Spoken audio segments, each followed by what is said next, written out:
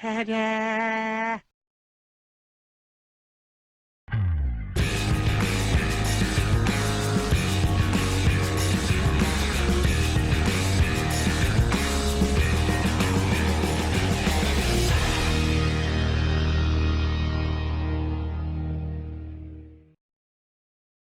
Howdy folks, and welcome back to World of Tanks with the mighty Jingles. And for today's audio-visual extravaganza, we have a tank that most of you have probably never seen before. In fact, I wouldn't be at all surprised if a lot of you have never even heard of it. Oh my god, they finally went ahead and put a Chieftain into World of Tanks. And World of Tanks PC, not console. Well, they kinda did, and they kinda didn't. This is the T95 FV4201, and it's the closest thing to a Chieftain that we're probably ever really going to see on World of Tanks PC. And Luna the Worst Clicker here, I love that name by the way, has one. This is a Clan Wars reward tank. And while it might not be an actual FV4201 Chieftain main battle tank, it is a bit of a compromise, but it could have been a lot worse, and I'll explain what I mean. You see, what we actually have here is a hybrid between the Chieftain main battle tank and the prototype T95 medium tank that America was developing in the 1950s to replace the M48 pattern. Now, as it happens, the T95 project was cancelled, and America just kept refining and updating the pattern. The Chieftain design project obviously went ahead and was very successful. But what we see here with the T95 FV4201 is an example of what may have happened if the T95 project had been developed through to completion.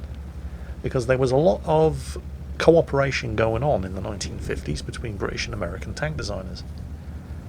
Purely in the name of saving money, obviously, but what they wanted to do was to achieve sufficient commonality between the T95 and the Chieftain designs that they'd be able to swap turrets, guns and hulls, and have them all work with each other.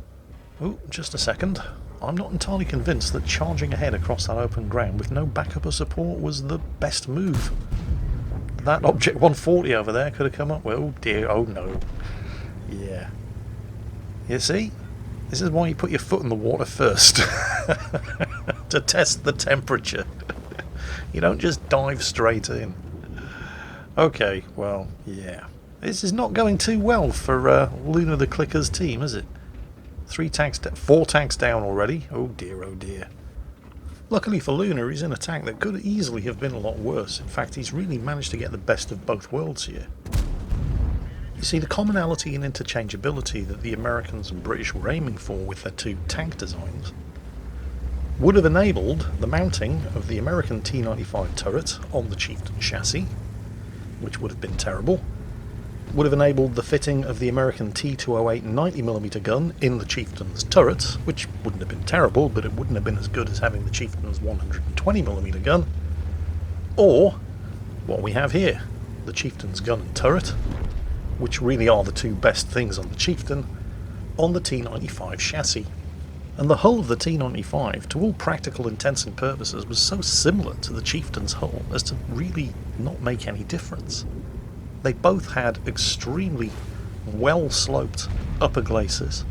They both had a driver sitting in the front in a reclined driving position. The only real difference, which doesn't make any difference in World of Tanks, is that the T95 had an engine that actually worked. And this is what just baffles me, because they've got the Chieftain, the actual Chieftain, in World of Tanks console. But we have to put up with this Frankenstein tank here in World of Tanks PC, and it's only available as a Clan Wars reward. But why? I mean, if you're going to give us the Chieftain gun, and you've given us the Chieftain turret, and you've given us a hull that isn't a Chieftain, but to all intents and purposes is, why not just give us the Chieftain? I just don't understand. But it is what it is. And like I said, it could have been a lot worse. It could have been the Chieftain hull with the American turret. Luckily, we do have that Chieftain turret and that Chieftain gun. And that Chieftain turret is unbelievable. It's one of, if not the best turrets in the game. It's 350mm thick at the front, and ridiculously well sloped and rounded. It is all but impenetrable. The hull isn't too bad either, that T95 hull, which, you know, as we pointed out, is very, very similar to the actual hull of the proper Chieftain. It's 127mm thick at the front, which isn't great. And while the lower glacis is definitely going to be an extremely vulnerable spot, the upper glacis is sloped back at such a steep angle that it's basically an auto bounce zone. And with 88mm of side armour, you can side scrape in this thing and not even be partially overmatched. It's not bad at all. And it's got the mobility of a medium tank, with the gun of a heavy. Oh yeah, that gun. Oh man, that gun. Well, you can see what the gun's doing. The gun is just fantastic. There is nothing wrong with this gun at all. You'll often find that tanks have guns that are very good in certain respects, and then to make up for it, they're kind of a bit shit in other respects. But not on this thing. Oh no. I mean, in certain departments it's not amazing. It only has 0.35 accuracy, but that's not bad. And to go along with that, it has a 2.1 second aiming time, 440 alpha damage, 270mm of penetration with its standard ammunition. And the rate of fire isn't even that bad. The base rate of fire is 5.71 rounds per minute, but with crew skills and a gun rammer, you can be firing a shot every 10 seconds. No problem. The gun is awesome. Luna's team, on the other hand, not so much. There's only 4 of them left. There is some serious carrying going to have to be done here. The tracks took that one. Repair kit's on cooldown. He's clearly got a well-trained crew. One more shot. Yep, got him. Kill number 4. His entire team combined have only managed to kill 6 tanks, and he's killed 4 of them. And now there's only 3 of them left, against far too many enemies. Let's see what we can do about that. Nothing immediately from up here. Oh, hang on a second. There's one on the T57 Heavy. No, he's managed to get moving again. Oh, he took a big hit. Maybe the AMX over there can actually kill something before he dies. And again, maybe not. Come on, team, we've got faith in you. You can do it! Okay, maybe you can't. 2 of them left. Against... how many is that? 7? Yeah, that's 7. Oh, and the odds just got worse. Be careful what you wish for. Right, so Luna, the worst clicker, is now the last one left alive on his team against 7 enemy tanks. He's lost half of his health, but he is in an almost chieftain. So, strap those carry pants on and let's see what we can do. It's not a bad position here. I mean, he can sort of see most of the cap circle. Although, oh, hang on a second. Batchat 12T. 6 enemies. And he didn't appear to get spotted when firing from that bush. Although there are a limited number of places that he could have been in order to get the kill on the Batchat without being spotted. Oh, hang on a second. 5 enemies. And once again, didn't get spotted. How long can his luck last? Okay, there's somebody in the cap circle. Somebody on the enemy team, at least, has a bit of sense. They have enough time to win by capping, so they've forced Luna's hand. He now has to contest the cap. The question is, how many other enemy tanks are going to be in there in a position to stop him from doing something about it? And of course the big problem is going to be that FV4201 artillery, who, if they have any sense, will be covering the cap circle.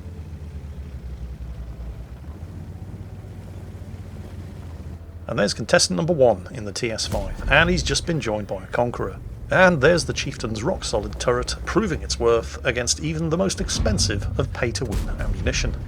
And in circumstances like this, the Chieftain's 10 degrees of gun depression certainly doesn't hurt, but it's only a matter of time before the fun police start ruining everybody's fun. And it's around about here where Luna really should have died. But luckily, the tracks eat the Grilla 15 shot. However, that Grilla 15 has pulled off a perfect ambush. Even if his shot was eaten by the tracks, Luna cannot angle against attacks from 2 different directions. Fortunately for Luna, While the Guerrilla 15 was capable of thinking and breathing at the same time, as was the FV4207 artillery, the TS5 and the Conqueror, not so much. They're still hiding behind the rock in the cap circle. They're still bouncing shots ineffectually off a rounded and sloped 350mm thick turret. They still seem to think they can win by capping. I mean, they're both one-shot kills, but so's Luna, and he can't kill them both if they both come out and attack him. And there's the artillery as well, which of course is why Luna is doing his level best to hug this rock. Artillery narrowly misses. Oh, here comes the Conqueror. Sideways on. An easy kill. TS5. Yeah, don't think so. Go on, shoot my turret again. Yeah, if at first you don't succeed, just keep firing your gold ammo into the same spot over and over and over. Wow. Of course, he has to keep moving because he's still detected for a couple of seconds, even though they're dead. And that FV... yeah, there it is. You know, it's not often I feel sympathetic towards artillery players, but in the case of that FV4207 and the Guerrilla 15, even though he's not artillery, I'm prepared to make an exception. I'd love to know what those two were saying about the TS5 and the Conqueror in their team chat, because you can bet it wasn't going to be very complimentary. And oh, hello. Oh, well, that is very unfortunate, isn't it? Well, that explains the mystery of what happened to the Centurion. But wait, Luna, why aren't you killing the Centurion? Well, the Centurion's no threat to him flipped over onto its side like that, but it can still spot him for the artillery.